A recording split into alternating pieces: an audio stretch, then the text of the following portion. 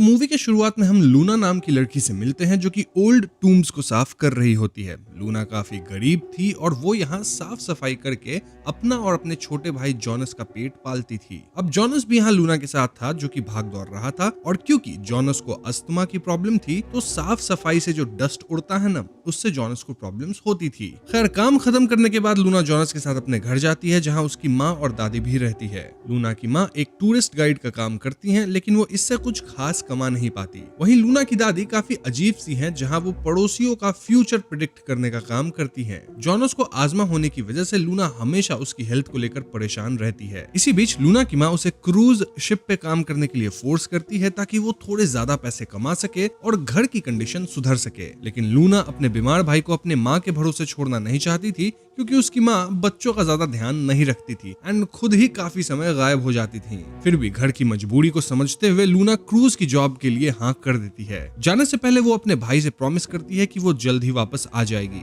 Jonas उसे अपनी toy boat gift करता है, सेइंग कि जब लूना लौटेगी तो वो ये टॉय बोट वापस लेकर आए। तो इसके बाद लूना क्रूज पे काम करने के लिए निकल जाती है और इस क्रूज शिप का नाम है प्रिंसेसा। क्रूज पर लूना अपने दिन की वीडियोस बनाकर जॉनस को भेजने लगती है। इनफैक्ट वो जॉनस के साथ वीडियो कॉल्स वगैरह भी करती थी। इन वीडियोस में हम लूना को खुश देखते हैं। देन लूना के को-वर्कर्स एंड इवन शिप के कैप्टन तक से मिलते हैं। ऑल्दो कैप्टन की फेस हमें क्लियरली नहीं दिखाई जाती, हम ये भी समझ पाते हैं कि क्रूज पे काम करते हुए लूना को एक अजी नाम का बंदा मिलता है जो कि उसे पसंद भी आने लग गया था, और अजी यहाँ का वेटर था। खैर, तो एक दिन वीडियो कॉल के दौरान लूना पाती है कि जॉनस की तबीयत बिगड़ गई है और उसका इनहेलर भी खत्म हो गया था। इनफैक्ट घर पे कोई नहीं था, एज दादी काम से बाहर गई थी और माँ तो गायब हो ही जाती है। इससे लूना बहुत ज्यादा परेशान होती है एंड शी डिसाइड्स कि वो जॉनस का खुद ख्याल रखने वापस जाएगी। आगे हम लूना और अजी को आपस में बहस करते भी देखते हैं, और ये देख के ऐसा लगता है मानो दोनों का ब्रेकअप हो गया है। ध्यान रहे दोस्तों कि हमें अजी का चेहरा नहीं दिखाया गया है। नेक्स्ट सीन में हम लूना को शिप की रेलिंग के पास खड़ा हुआ देखते हैं और अगले ही क्षण लूना पानी के अंदर गिरती हुई दिखाई देती है। यहाँ मूवी हमें क्लियरली नहीं बताती कि लूना खुद से पानी में कूदी है या फिर वो गलती से शिप से गिर गई। जो भी हो, इस क्रूज इंसिडेंट के बाद लूना को शिप से घर भेज दिया जाता है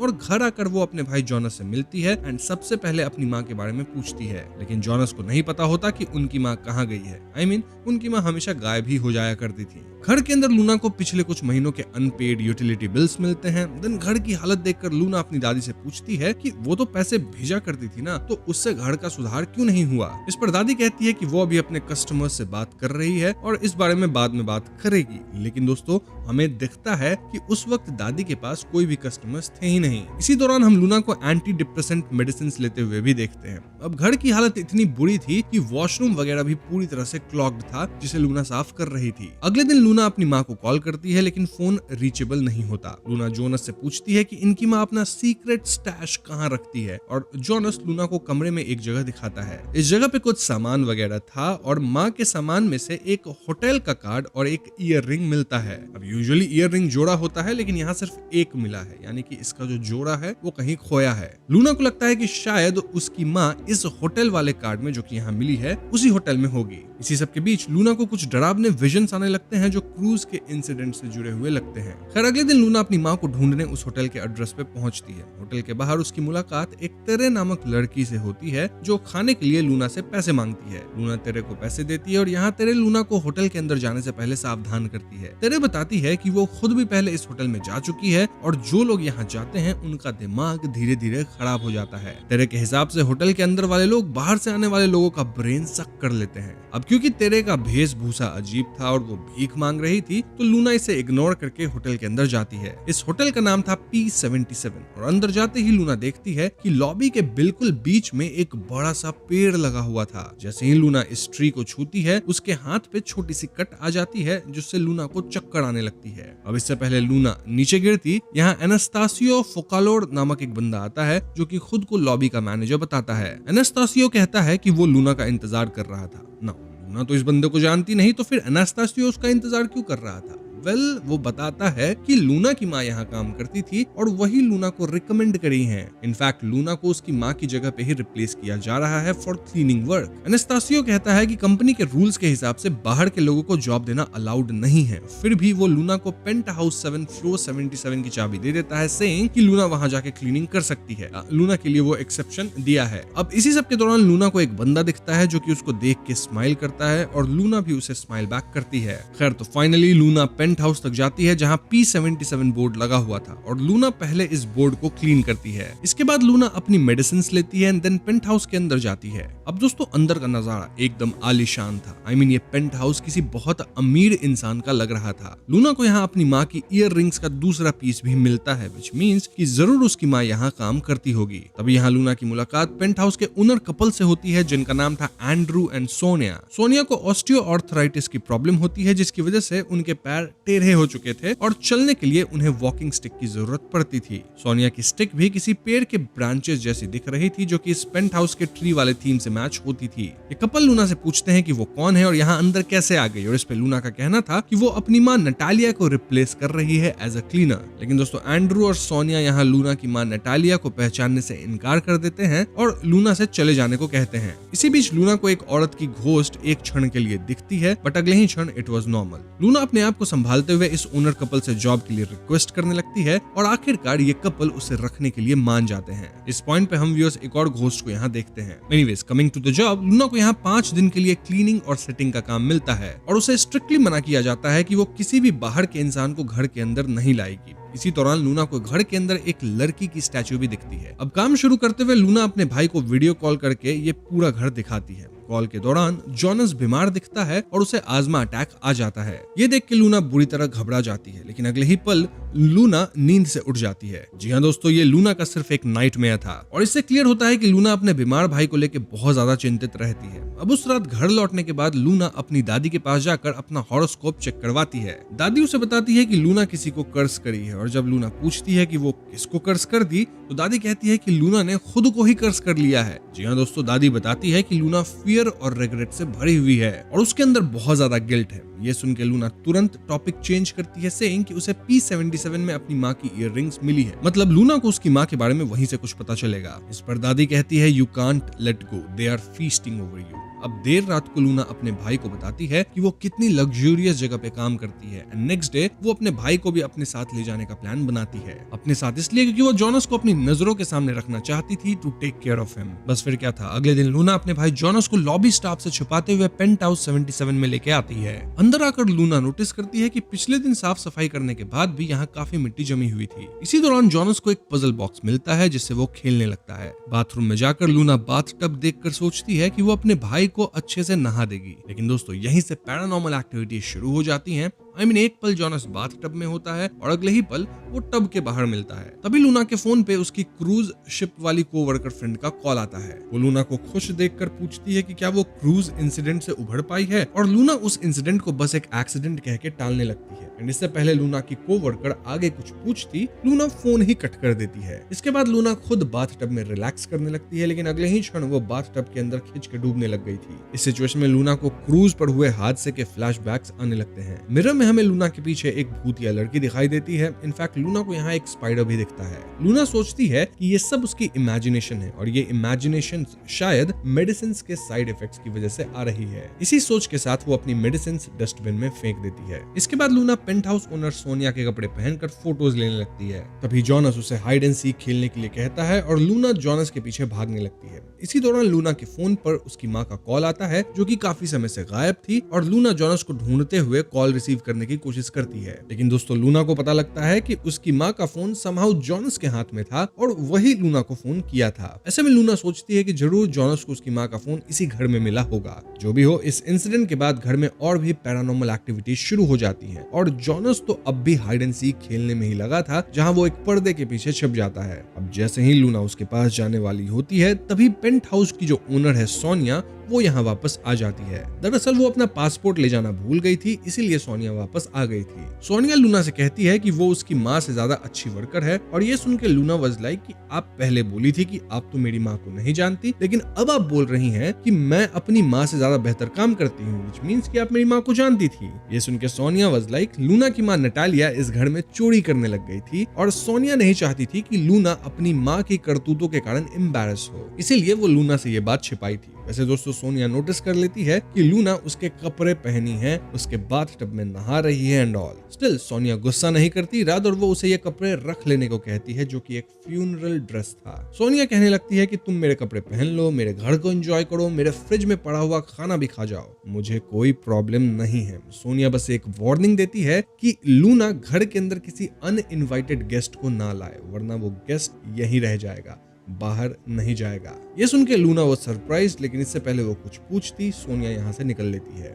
सोनिया के जाने के बाद लूना अपने भाई को पेंट हाउस में ढूंढने लगती है और जॉनस फ्रीजर के सामने खड़ा होकर पेंट हाउस ओनर्स का खाना खाने लगता है। लूना उसे ऐसा करने से रोकती है, लेकिन जॉनस कहने लग गया था कि ओनर खुद बोली है कि हम उनका खाना खा सकते हैं। जॉनस एड्स कि लूना बहुत सेल्फ राइटियस है और उसकी एम्बिशंस बहुत हाई है, जिस वजह से इनकी जिंदगी नर्क बन गई। बोलते बोलते जॉनस की आवाज भारी होने लगती है, एज इफ हम दो लोगों की आवाज सुन रहे हैं, और जब जॉनस मुड़ता है तो दोस्तों उसका चेहरा किसी घोस्ट की तरह था। फिर अगले ही क्षण जॉनस एकदम नॉर्मल था और दोस्तों ये स्विचिंग एक दो बार होती है, जहां जॉनस कभी घोस्ट जैसा दिखता तो कभी एक नॉर्मल बच्चे की तरह दिखता था। वो लगातार खाया जा रहा था और एक पॉइंट पे वो लूना के मुंह में भी खाना ठूसने की कोशिश करता है। इस सब से लूना बहुत डर जाती है, लेकिन कुछ ही देर बाद सब नॉर्मल हो जाता है। वो जॉनस को खाना खत्म करने कहती है और जॉनस कहता है कि life is a dream, you just have to wake up. ये कहकर वो सोफा पे ही सो जाता है। अब दोस्तों अगर आपको याद हो तो जब लूना इस P-77 बिल्डिंग में आई थी तब उसके हाथ पे लॉबी वाले पेड़ से चोट लग गई थी, राइट? वेल लूना को उस चोट वाली जगह पे अजीब सेंसेशन होता है और इस वुंड के अंदर से लिटरली एक स्पाइडर निकलता है।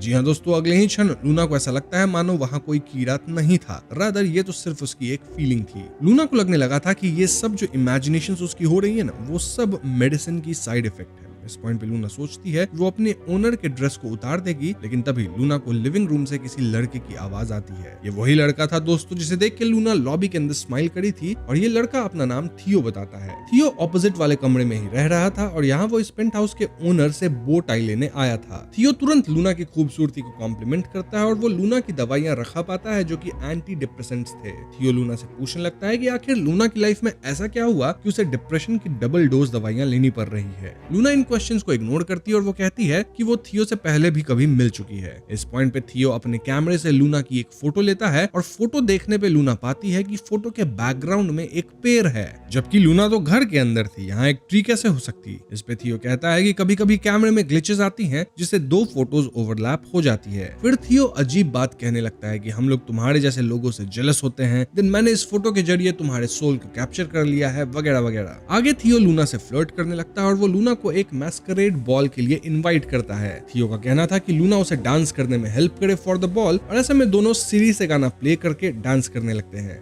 डांस के दौरान थियो बताता है कि इस प्लेस की डार्क हिस्ट्री रही है। यहाँ पहले एक हॉस्पिटल हुआ करता था और इस पर्टिकुलर पेंट हाउस पे तो मॉर्ग था। फिर हॉस्पिटल शट डाउन हो गया और इस जगह पे सेक्स क्लब बना जो कि अगेन बंद हुआ। थियो के हिसाब से ये लैंड कर्स्ड है। लूना ये सब सुन के थोड़ा डरती है और तभी थियो एकदम से उसे बॉल पे आने के लिए पूछ लेता है। थियो ये तक कहता है कि जब लूना शिप पे थी तो उसका ये ड्रीम था कि वो मैस्करेड बॉल अटेंड करे। अब दोस्तों ये बात बहुत ज्यादा सस्पिशियस थी, क्योंकि थियो को कैसे पता कि लूना पहले क्रूज शिप पे काम करती थी जहाँ पे मैस्करेड बॉल होता था और लूना को उस बॉल में जाने का मन भी था। जो भी हो, पहले लूना मना करती है, लेकिन जब थियो कहता है कि जॉनस यहीं सो रहा है और ये दोनों जल्दी वापस आ जाएंगे तो इस पे लूना मान जाती है। बस फिर क्या था, ये दोनों डांस करने बॉल रूम में जाते हैं जहाँ कई लोग थे और सभी मास्क लगा के डांस कर रहे थे, ठीक उस तरह जैसे क्रूज शिप पे गेस्ट्स वगैरह किया करते थे। डांस के दौरान थियो लूना को प्रपोज ही कर देता है, सेइंग कि मेरे से शादी करके तुम हमेशा ऐसी ही लाइफ जी सकती हो। लूना कुछ समझ ही नहीं पाती और थियो एकदम से भागता है, सेइंग कि वो एंगेजमेंट रिंग लेके आएगा। जाने से पहले थियो ये भी कहता है कि लूना ऑलरेडी उसके मॉम से मिल ही चुकी है। इस पॉइंट तक लूना पूरी तरह कंफ्यूज थी और एकदम से बॉल के अंदर सभी गेस्ट्स एक दूसरे के साथ इंटीमेट होने लगते हैं। यहाँ हमें कुछ इंसेक्ट्स भी दिखते हैं जो कि इस बात का प्रमाण थे कि यहाँ जो कुछ भी हो रहा है वो एकदम पैरानॉर्मल है। तभी एक बूढ़ा आदमी लूना के करीब आने की कोशिश करता है और मास्क हटाने पे वो पेंट हाउस का ओनर एंड्रू निकलता है।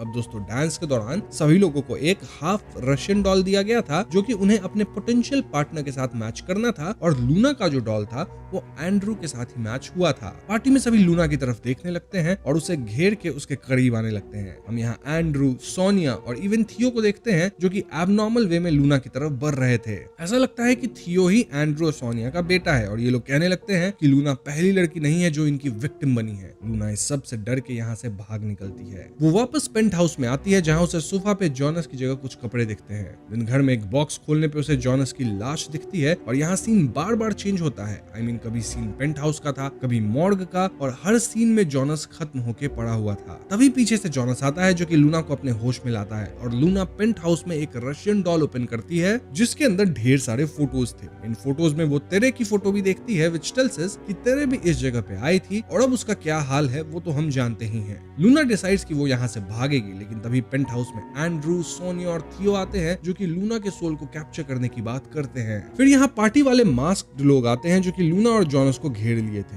लूना और जॉनस समहाउ यहाँ से भाग के लॉबी में जाते हैं और फाइनली लूना यहाँ से निकल पाती है। लेकिन दोस्तों इससे पहले जॉनस निकलता मेन ग्रिल बंद हो जाता है और जॉनस अंदर ही फंस जाता है। लूना इस ग्रिल को खोलने की कोशिश करती है लेकिन वो ऐसा कर नहीं पाती और जॉनस कहता है कि क्योंकि वो यहाँ का खाना खाया है तो ये जगह उसे बाहर नहीं निकलने देगी। तभी पीछे से पार्टी वाले सारे लोग आते हैं जो कि लूना के सामने जॉनस को खींच के ले जाते हैं। लूना रो रो कर अपने भाई को बुलाने लगती है और तभी तेरे वहां आती है और लूना से कहती है कि अगर उसे अपनी जान बचानी है तो उसे जॉनस को भूलना होगा। लूना जोर जोर से चिल्लाने लगती है और अगले ही पल वहां एक सिक्योरिटी गार्ड आता है। देन हमें दिखाया जाता है कि लूना असल में P-77 या कोई बड़ी बिल्डिंग के बाहर नहीं थी बल्कि एक नॉर्मल रोड के पास अकेली खड़ी थी जहां वो एक नॉर्मल सा नो ट्रेसपासिंग बैरिकेड होता है ना, उसे पीट रही थी और जॉनस जॉनस चिल्ला रही थी। जी हाँ दोस्तों, गार्ड लूना को संभालने की कोशिश करता है लेकिन लूना बोले जा रही थी कि P-77 के अंदर उसका भाई जॉनस है। गार्ड पुलिस बुलाता है जो कि लूना को पकड़ते हैं और ये सभी लूना को उस जगह की सीसीटीवी फुटेज दिखाते हैं। इस सीसीटीवी फुटेज को देख के एक बात क्लियर हो जाती है कि जब से लूना P-77 के अंदर गई थी तब से एक्चुअली में वो किसी बिल्डिंग में थी ही नहीं, रादर वो ये सब इमेजिन कर रही थी। एक्चुअली में तो लूना अकेले एक पार्क जैसे एरिया में थी जहाँ एक बड़ा सा पेड़ था और तभी पूरा P-77 उसे ट्री वाले थीम में दिखता था। इन शॉर्ट लूना के साथ ना जॉनस था, ना पेंट हाउस, ना तेरे और ना ही कोई थियो और एनीवन एल्स। रादर लूना अकेले ही पूरा दिन पेड़ के पास इधर उधर कर रही थी, मतलब सफाई करती, कभी कभी बॉल जैसा नाचती, चिल्लाती एंड ऑल। ये सब देख के लूना को लगने लगता है कि सभी लोग मिलके उसे बेवकूफ बना रहे हैं और ऐसे में लूना घर जाके अपनी दादी से मदद मांगती है। तभी पड़ोस की आंटी बताती है कि उसकी दादी कभी फ्यूचर देखती ही नहीं है, रादर वो तो लोगों को बस ठगती हैं। अब इस पॉइंट पे लूना के घर पे उससे मिलने कुछ गेस्ट्स आए हुए थे और गेस्ट्स और कोई नहीं बल्कि एंड्रू एंड सोनिया होते हैं। जी हाँ दोस्तों, इन्हें देखते लूना भड़कती है लेकिन ये दोनों कहते हैं कि ये लोग तो उस क्रूज शिप के कैप्टन एंड कैप्टन की वाइफ हैं जिसपे लूना काम किया करती थी। इनका असली नाम है कैप्टन मोहलॉक और मैडम ओपलन और ये लोग देखने आए हैं कि लूना अपनी क्रूज शिप वाली इंसिडेंट के बाद कैसी है। लूना कहने लगती है कि तुम लोग तो P-77 के ओनर्स हो और ये कहते हैं कि हम प्रिंस जैसा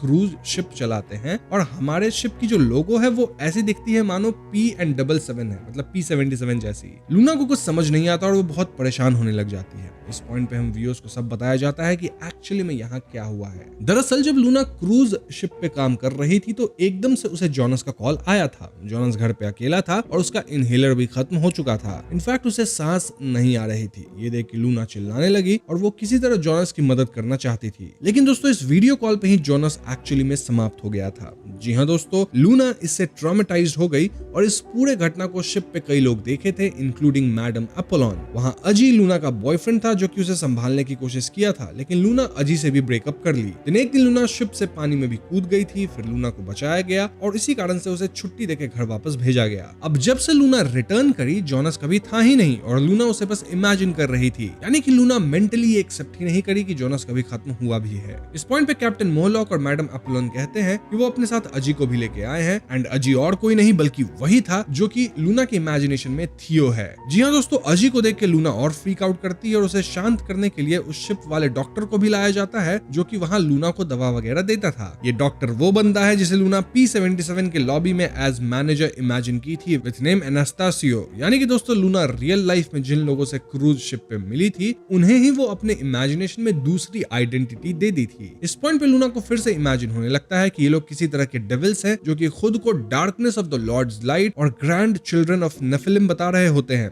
ये लोग तब से पृथ्वी पे घूम रहे हैं जब इंसान भी नहीं थे और तब तक लाइट भी नहीं था। ये लूना की मेमोरीज से ही फेसेस लिए हैं एंड लूना के ऊपर भारी पड़ रहे हैं। नाउ ऑफ कोर्स ये सब लूना इमेजिन कर रही थी और इस पे हम थियरीज में खुल के बात करेंगे। फॉर नाउ लूना अपने आप को वापस P-77 में पाती है और उसे यही 4 लोग दिख रहे थे विथ डेविलिश फेस। ये लोग लूना को कंज्यूम करने आ ही रहे थे, लेकिन तभी उसे टेरे का चेहरा दिखता है जो कि उसे रियलिटी को फेस करने कहती है। टेरे कहती है कि ये लोग तुम्हारी गिल्ट और नेगेटिव फीलिंग पे फीड कर रहे हैं। लूना फाइनली काम डाउन करके हेल्प मी जॉनस कहती है और उसे जॉनस का वो सीन क्लियरली दिखता है जब जॉनस वीडियो कॉल करके ही सांस ना आने की वजह से खत्म हो गया था। फाइनली लूना एक्सेप्ट करती है कि जॉनस अब इस दुनिया में नहीं है और यहाँ वो जॉनस को फाइनल गुड बाय कहती है। इसके बाद लूना आंखें बंद करके खोलती है जहाँ वो खुद को गार्डन जैसे एरिया में उसी पेड़ के पास पाती है। लूना के पास एक फोटो भी थी जहाँ वो इसी पेड़ के पास थी और दोस्तों ये वही फोटो है जो कि लूना की इमेजिनेशन में थियो खींचा था और तभी बैकग्राउंड में हमें ट्री दिख रहा था क्योंकि एक्चुअल में बैकग्राउंड में ट्री था। लूना इस फोटो को लेके यहाँ से रोते हुए चली जाती है एंड मोस्ट प्रोबेबली ये खुद से ली गई फोटो होगी।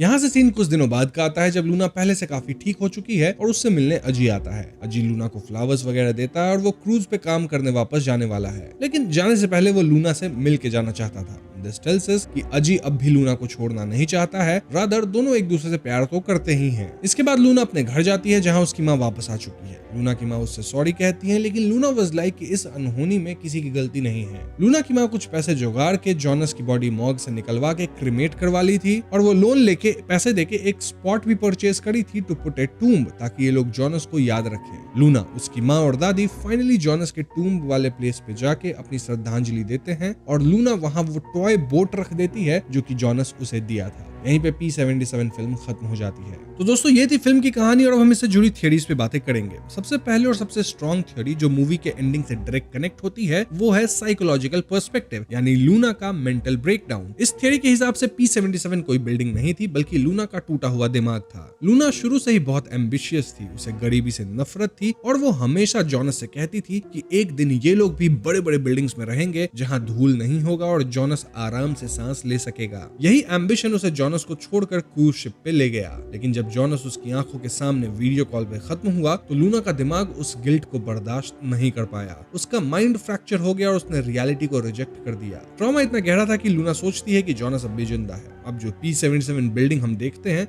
वो असल में वही पार्क वाला एरिया था और वहाँ एक बड़ा सा ट्री था। उसी ट्री के पास लूना अकेले बैठती थी, इधर उधर घूमती थी, कुछ भी इमेजिन करती थी और वो सारी इमेजिनेशन P-77 के अंदर हो रही थी। लूना यहाँ क्रूज शिप प्रिंसेसा के लोगो और डिजाइन को अपने दिमाग में पेंट हाउस 77 बना लिया। वो पूरे टाइम बस उस ट्री के नीचे खड़ी होकर हवा में बातें कर रही थी, जिसे सीसीटीवी फुटेज ने एंड में कंफर्म भी किया। इस साइकोलॉजिकल थ्योरी को सपोर्ट करता है लूना का प्रोजेक्शन ऑफ रियलिटी। लूना ने अपने इमेजिनरी वर्ल्ड में ना सिर्फ नए कैरेक्टर्स क्रिएट किए बल्कि उन लोगों के चेहरे को यूज किया जो कि उसके ट्रॉमा के वक्त उसके आसपास थे। ये दिमाग का एक डिफेंस मैकेनिज्म होता है। असल में थियो कोई और नहीं बल्कि अजी था, जो कि लूना का एक्स बॉयफ्रेंड था। क्योंकि लूना अजी से प्यार करती थी लेकिन गिल्ट की वजह से ब्रेकअप कर ली थी, इसलिए उसके दिमाग ने थियो को एक रोमांटिक पार्टनर बनाया जो उसे शादी और खुशी ऑफर कर रहा था। वहीं दूसरी तरफ शिप के कैप्टन और उनकी वाइफ जो अथॉरिटिव फिगर थे वो P-77 के ओनर्स एंड्रू और सोनिया बन गए और वो डॉक्टर जिसने लूना को शिप पे दवाई दी थी वो लॉबी का मैनेजर एनास्टासियो बन गया। लूना का दिमाग इन रियल लोगों को इमेजिनरी रोल्स में फिट कर रहा था ताकि वो अपने बनाए हुए झूठे वर्ल्ड को सच मान सके। स्पाइडर का बार बार दिखना भी यही दर्शाता है कि लूना अपने ही बनाए हुए झूठे जाल में फंसती जा रही थी। अब क्योंकि लूना ये सब एक ट्री के पास कर रही थी तो पूरे P-77 का जो थीम था वो ट्री जैसा ही था। एंड में लूना एक्सेप्ट करती है कि जॉनस वाकई इस दुनिया में नहीं है। इनफैक्ट वो इसके लिए खुद को माफ भी करती है और ऐसा करते ही लूना का जो इल्यूजन वाला वर्ल्ड था वो टूट जाता है। यस, ये थी एक थियरी, लेकिन यहाँ एक दूसरी इंटरेस्टिंग थियरी भी है जो पैरानॉर्मल पर्सपेक्टिव और नेफिलिम का कनेक्शन बताती है। अगर हम मूवी मूवी के सुपरनैचुरल डायलॉग्स को लिटरली ले तो लूना पागल नहीं थी बल्कि वो शिकार थी। फिल्म में घोस्ट्स खुद को ग्रैंड चिल्ड्रन ऑफ नेफिलिम और darkness to the lord's light कहते हैं। माइथोलॉजिकल कॉन्टेक्स्ट में नेफिलिम वो बींग्स होते हैं जो एंजल्स और इंसानों के मिलने से पैदा हुए थे और इन्हें जायंट्स या फॉलन वंस कहा जाता है। जब ये मारे गए तो इनकी आत्माएं डीमंस बनकर धरती पे रह गई। ये नॉर्मल भूत नहीं है, रादर ये एंशिएंट एंटिटीज हैं जो इंसानों के पैदा होने से पहले से यहाँ हैं। एंटिटीज मांस नहीं खाते बल्कि ये नेगेटिव एनर्जी और सफरिंग पर जिंदा रहते हैं। लूना का गिल्ट और दुख इतना स्ट्रॉन्ग था कि उसने इन एंशिएंट क्रीचर्स को अट्रैक्ट कर लिया। ये एंटिटी एनर्जी वैम्पायर्स की तरह हैं जो लूना के दिमाग के साथ खेल रहे थे ताकि उसका ट्रॉमा और बढ़े और वो उनका पेट भर सके। इस पैरानॉर्मल थ्योरी में शेप शिफ्टिंग का एंगल भी जुड़ता है। नेफिलिन या डीमंस के पास ताकत होती है कि वो किसी का भी रूप ले सके। इस थ्योरी के हिसाब से उन एंटिटीज ने लूना के दिमाग को पढ़ लिया था और उन्हें पता था कि लूना किन लोगों पे भरोसा करती है, जैसे कि कैप्टन की वाइफ, अजी, डॉक्टर। इसीलिए उन्होंने उन्हीं लोगों का चेहरा ओढ़ लिया ताकि लूना उनके जाल में आसानी से आ जाए। वो P-77 बिल्डिंग शायद एक पॉकेट डिमेंशन या टाइम लूप था जहां ये एंटिटीज शिकार करते हैं। थियो का ये कहना कि उस P-77 वाली जगह पे पहले हॉस्पिटल था, फिर मॉर्ग, फिर सेक्स क्लब और ये सब बताता है कि वो जगह सदियों से कर्स्ड रहा है और वहाँ ढेर सारी ट्रेजेडीज हुई हैं। ऐसे में टेरे और जोनस की आत्मा वही फंसी हुई होगी और जब लूना ने एंड में एक्सेप्टेंस दिखाया और अपनी भाई की मौत को स्वीकार किया तभी वो इन डीमंस की पकड़ से छूट पाई। क्योंकि ये डीमंस डिनायल एंड डर पे ही फीड करते हैं ना, गिल्ट पे, तो वो तो अब लूना के अंदर बचा ही नहीं तो किस चीज पे फीड करेंगे। अब इस सेकंड थियरी का ही एक मेटाफोरिकल कॉन्टेक्स्ट भी होता है कि यहाँ हमें डीमंस के थ्रू ये बताया जा रहा है कि इस तरह का जो डिप्रेशन होता है, इग्नोरेंस होता है, गिल्ट होता है, वो तब से एग्जिस्ट कर रहा है जब ह्यूमंस होते भी नहीं थे। सो यस, आप इन दोनों में से किसी भी थियरी को मान सकते हैं, लेकिन मैं पर्सनली साइकोलॉजिकल थियरीज को ज्यादा प्रेफर करता हूँ ओवर पैरानॉर्मल वंस। वैसे आप अपनी चॉइस मुझे कमेंट्स में बता दीजिएगा। और हाँ, इस सब के लिए एक थियरी ये भी है कि टेरे कोई भूत नहीं थी बल्कि लूना का सबकॉन्शियस माइंड थी। जब लूना P-77 में घुस रही थी तब टेरे ने उसे रोका था और एंड में भी टेरे ही उसे रियलिटी दिखाई। टेरे लूना के दिमाग का वो छोटा सा हिस्सा थी जो जानती है कि ये सब नकली है और उसे बचाना चाहती थी। और इसीलिए फिल्म की जो ओवरऑल थीम है वो गिल्ट वर्सेस एक्सेप्टेंस की है। ये कहानी सिर्फ भूत की नहीं बल्कि ये उस बोझ की कहानी है जो हम तब उठाते हैं जब हम अपने लव्ड वंस को गुड बाय नहीं बोल पाते। गरीबी से निकलने की चाहत ने कैसे लूना से उसका सब कुछ छीन लिया और इसीलिए लूना खुद को गिल्टी मानती थी। तभी तो P-77 में जॉनस भी कहता है कि लूना की एम्बिशियसनेस और सेल्फ राइटियसनेस ने इनकी फैमिली को बर्बाद कर दिया। ऑफ कोर्स ये जॉनस नहीं बोला था, रादर लूना खुद ही सोच रही थी। एंड में टॉय बोट को वापस टूम पे रखना ये सिंबलाइज करता है कि लूना ने फाइनली अपने भाई को आजाद कर दिया और खुद को भी माफ कर दिया है।